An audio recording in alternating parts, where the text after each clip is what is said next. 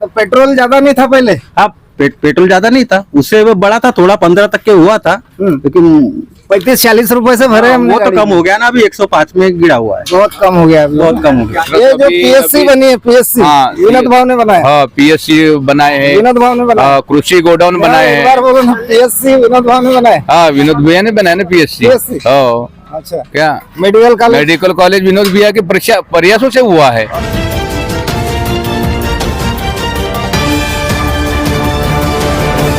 तो ये कितने साल से ये चल रहा है काम आपका? अजी मैं 7 साल का था तब से हवा भरते भरते अभी तक के भर रहा हूँ। मैं तो जिस दिन से बीजेपी में हूँ उस दिन से अभी तक के भी हूँ। तो तुम लोगों के पंचर जोड़ते हो आज तक? और कट्टर बीजेपी का आदमी हूँ मैं। बराबर। हाँ, तो आपको ऐसा कभी लगा नहीं क्या कुछ महंगाई है, कुछ तेल का रेट बढ़ रहा है, कुछ बढ़ रहा है? देखो ये तो चुनाव के फंडे है हाँ, और महंगाई चुनाव के पहले की बताता हूँ। पहले की गए वर्षों में तेल 1 लीटर 200 तक के गया था हाँ। और आज 140 तक के है। लोग दुनिया भर का कुछ भी बताते हैं। 60 रुपए कम हो गया। हाँ, बिल्कुल। चुनाव के फंडे कांग्रेस पार्टी वाले बताते रहते हैं कि महंगाई बढ़ गई। पहले पेट्रोल 200 रुपए था, हाँ, अभी 110 हुआ। अभी तो 200 तो गया नहीं जी, अभी तो 107 रुपए। तेल बोले ना, उतना तेल था नहीं, कम। खाने का तेल। अच्छा, तो पेट्रोल ज्यादा नहीं था पहले? हाँ, पेट्रोल ज्यादा नहीं था, उससे वो बड़ा था थोड़ा, 15 तक के हुआ था, लेकिन 35-40 रुपए से भरे हमने वो तो गाड़ी। कम हो गया ना, अभी 105 में गिरा हुआ है। बहुत कम हो गया अभी। बहुत कम हो गया।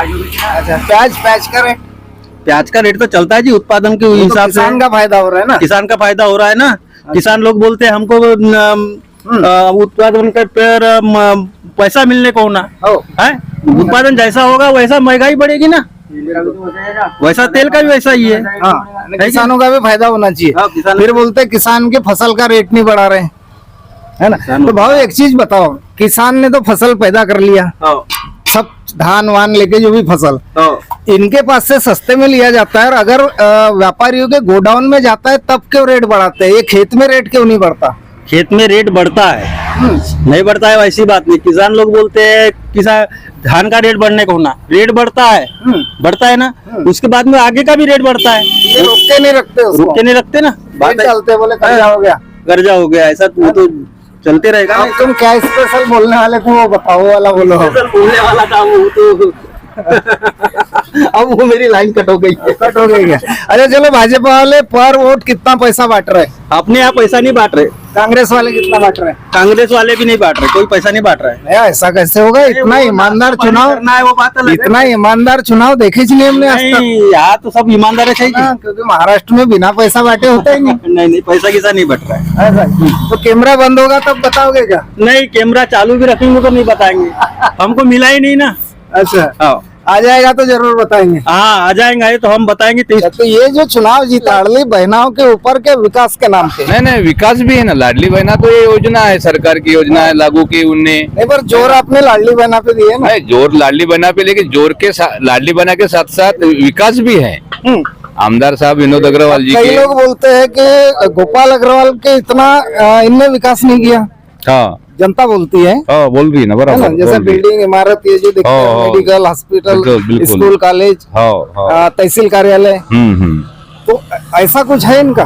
नहीं है ना भाई, वो 24 साल में उनने जितना विकास नहीं किया, उसने सिर्फ 5 साल में विकास करके दिए। कोई 5 साल नहीं है, 2 साल तो 2.5 साल कोरोना, 2.5 साल कोरोना में गए, समझो कि 2.5 साल 3 साल में इतना विकास कुछ करके विकास दिए। बताओ और है जी, हमारा। विकास अपने रजेगा में तो बहुत है। ये जो पीएससी बनी है, पीएससी हाँ, विनोद भाव ने बनाया। हाँ, पीएससी बनाए हैं, विनोद भाव ने बनाया। कृषि गोडाउन बनाए एक बार हैं। बोलो ना, पीएससी विनोद भाव ने बनाया। हाँ, विनोद भैया ने बनाया ना पीएससी। PSC? हाँ, अच्छा, क्या मेडिकल कॉलेज? मेडिकल कॉलेज विनोद भैया के प्रयासों से हुआ है। अच्छा, हाँ। उसमें प्रफुल्ल भाई का भी प्रयास है उनका।